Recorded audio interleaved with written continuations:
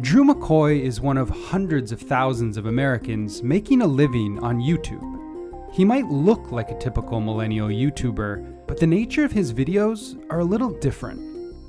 I feel like this one could get me in hot water. When McCoy, better known as Genetically Modified Skeptic, turns the mic on, the content can be controversial and to some, highly offensive. The very idea of a Christian Bible was invented by a flawed human being. If you're going to hell in every religion, I definitely want to hear about why. Without sufficient reason to believe Christianity was true, though, I had to leave all of that behind. When I became an atheist, I couldn't tell anyone, because that would mean that I was not only rejecting their personal Lord and Savior, but I was maybe even rejecting them as individuals. That is how my evangelical community would have taken it. I was raised independent, fundamental Baptist. That meant that we believed that the end times were near, that the earth was created in 6 literal days by God about 6,000 years ago. Some of the things that I was taught, I started to question. I didn't have anyone in real life to talk to about issues of religion and atheism. So I decided that maybe I could go online and express myself freely if that was really the only place I could do it. Until next time, everyone, keep an open mind and stay skeptical. Drew is certainly not alone. He's part of a wider community of atheists in the United States who found a sanctuary on YouTube. I'm John Gleason, the godless engineer. There's a slew of popular channels with millions of viewers dedicated exclusively to articulating the atheist worldview. I don't think it's knowable if a God exists. And challenging religious narratives for the approximately 10% of Americans that openly identify as non-believers. If religious people want us to believe in God, then the burden of proof is on them. In the US, most atheist YouTubers have a very similar origin story. They were once ardent believers and grew up in strict Christian communities. Now they feel compelled to defend their godless worldview, often in the face of great adversity.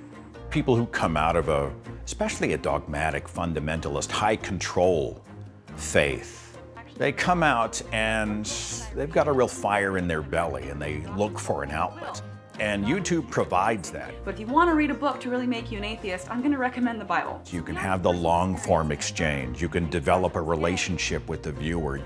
If you see a debate show like the Atheist Experience, they welcome religious people to call in and they challenge them directly. Over 75% of all scholars and historians can agree that Jesus of Nazareth was a real person. Well, okay, so first of all, 93% of all statistics are pulled right out of somebody's at the time that they need to use them. The types of interactions you get will vary based on the type of channel that it is. Street epistemology will get just the curious. Do you have like 5 minutes to just have a conversation about God? Sure. I am most interested in what I call kind of the seekers. I was a believer for a long time and I don't know.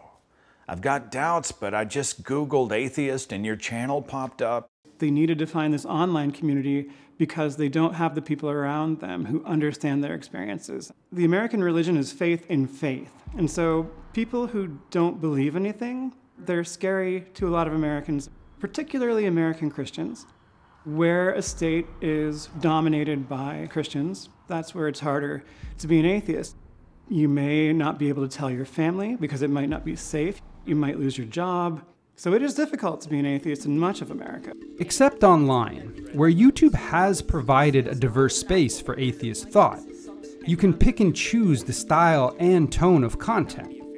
In the early days, however, it was a space dominated by predominantly snarky white men who ridiculed religion and the religious, a tone largely set by the so-called new atheists, thought leaders like Christopher Hitchens and Richard Dawkins. Obviously, I do not share your beliefs, and I think you are hallucinating. A celestial North Korea. Who wants this to be true? They inspired a new generation of non-believers, deploying blistering debate tactics that were soon emulated by YouTubers. In recent years, those tactics have shifted.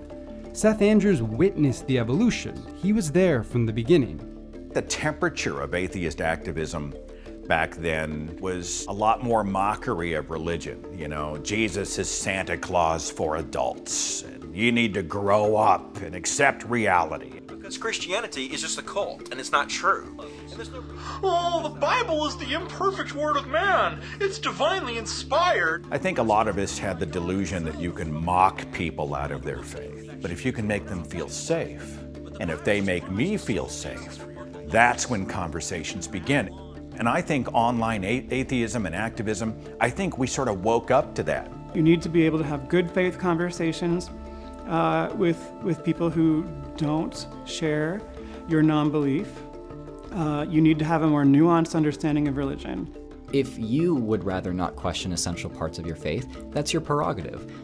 But don't paint others as unreasonable or immoral for being open to questioning theirs. One of my missions, one of my goals now has become to make content that, while not pulling punches when I'm criticizing religion, I am taking a tone that someone's mom would be able to listen to and maybe even resonate with.